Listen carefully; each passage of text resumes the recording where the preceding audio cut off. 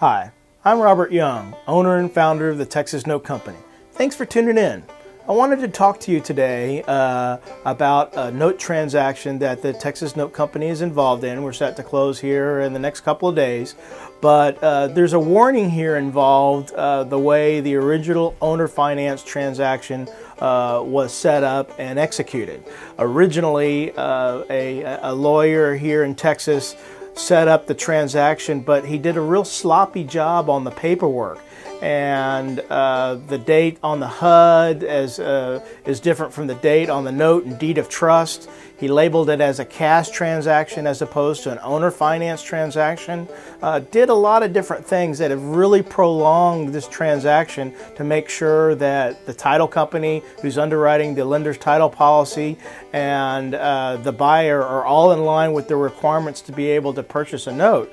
In this particular instance, because the lawyer did such a sloppy job, he made the owner finance loan look like it was a cash transaction, and then a second loan was taken out on the property, which made it look like a home equity loan, which has a whole different set of rules of which we couldn't buy the loan if it was a home equity loan.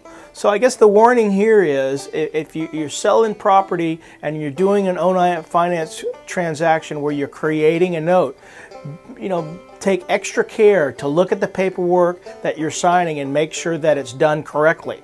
The Texas Note Company has a lot of experience and can consult you on this transaction to look for things and dates to make sure that your transaction is what you expect it to be. So if you do decide to sell your note in 18, 24, 3 or 4 years from the time that you sold the property, you can, without any big time, hassle of trying to figure out what happened with your transaction originally when you sold the property.